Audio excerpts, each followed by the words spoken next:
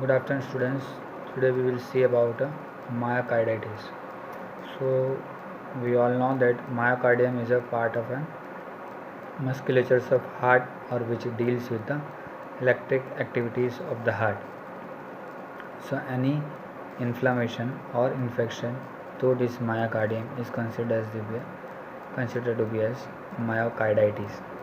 Most commonly, the function of myocardium is to ability of the pump and rapid increase to supply the blood to the different chambers whenever it is going for a pumping, and because of that vasculature will try to deliver the blood in the from center to the periphery part of the body. What happen whenever there is any affection to the myocardium or systems, then it leads to inability to produce the pump and causing or abnormal heart rhythms, or it is also called as the arrhythmias. Now, what are the most common causes for the infection to the myocardium is mostly a viral infection, but it can be anything apart from the viral. Other organism can also affect, or any side effect of any drugs or part of a general inflammatory conditions of the body may leads to development of the myocarditis. Severe myocarditis may weaken your heart and does not respond to your bodily demands of the blood and results in the formations of the clot in the heart, or it may leading to development of the stroke in the brain or attacks in the heart, because the clot may go and dislodge somewhere in the brain vasculature and leads to the development of the strokes. So now we will see the what are the symptoms are responsible for same. So in case of most commonly it is happening in the old age or after the fourth decade of the life. Very rarely it's occur in the children on the first decade of the life, but it happening sometimes. So it's having the two types, acute and mild and severe. So in case of mild cases, you will have a certain amount of symptoms which will be very mild, such as the chest pain as well as shortness of the breath.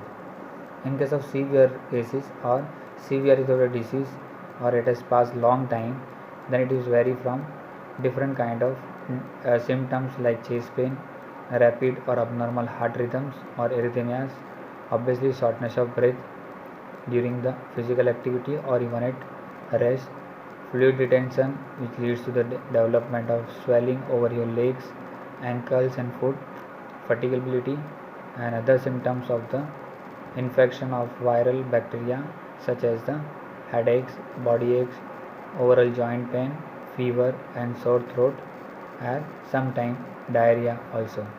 In case of if it is happening in the young population or children, then patient will have a different amount of features. Number one will be the fever, then fainting, then breathing difficulty obviously, and other features include the rapid abnormal or heart rhythms will be altered. These are the symptoms only we see in the young population.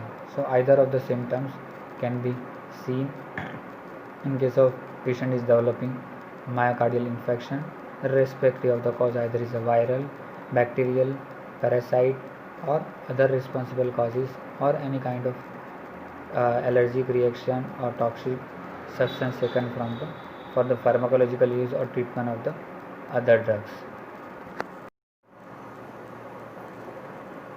In case of viruses, what kind of the positive organism are affecting such kind of disease? Number one is a adenovirus, hepatitis B, hepatitis C, sometime mild rashes, initial start and development of such disease, and most commonly it is occurring the herpes complex virus when it is affected to the children.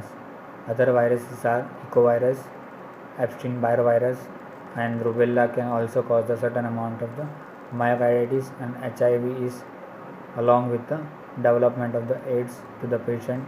These are the different viruses which affect the myocardium. Next will be the bacteria. So there are number of bacteria which causes the myocarditis, but most commonly are these three, that is Streptococcus family, Staphylococcus, and certain amount of the diphtheria, which also responsible for affecting the myocardium. Now number of parasites are common which affect the myocardiums are Trypanosoma cruzi and Toxoplasma. These are the two parasites which most commonly affecting the myocardiums, and number of fungi like yeast, candida, molds, aspergillosis, and other fungi such as the Cytoplasma. These are the fungi which are responsible for affecting the causative organism for affecting the myocardium. Now what are the drugs or chemicals which can be affecting the myocardium? So there are certain medications which is used for the treatment of the cancer, certain amount of antibiotics like penicillin, sulfonamide drugs, anti-seizure drugs, and some illegal substance like cocaine.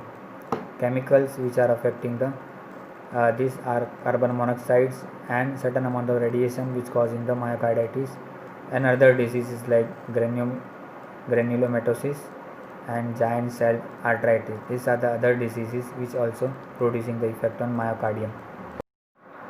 Next we will see what are the complications if it is go undiagnosed or untreated or patient has gone for neglected. For that, number one most common is failure of the heart. Obviously we know that the myocardium has a basic function to pump the blood and do the contraction, and contractility of the muscle has to be maintained. So if it is not properly working, then there is chances of development of different level of failure of the heart, most common. The next complication will be the heart attack or stroke. That will be because of the lack activity of the myocardium. There will be development of certain amount of clots, and the clot may be blocks inside the arteries or the supply into the heart or in the different areas of the brain, which may lead to the heart attack or the stroke. And next will be the arrhythmias, that will be rapid or abnormal breathing of abnormal movements of the myocardium, which ultimately developing arrhythmia or normal rhythm will be altered. Then in case if it is still a silent disease or symptoms are very less, then it is can be considered as the sudden cardiac arrest or cardiac death, because if all of a sudden these symptoms arises faster and medical emergency help may not be able to deliver or cope up with the diagnosis, or emergency management may not be available, then a very short span of a time patient may loss or cardiac will completely become failure, or that will be a death of the person. These are the complications. Now we have to look for the certain amount of the diagnostic procedure and treatment as well prevention during the development of myocarditis, both in the clinical part as well as the physiotherapeutic part.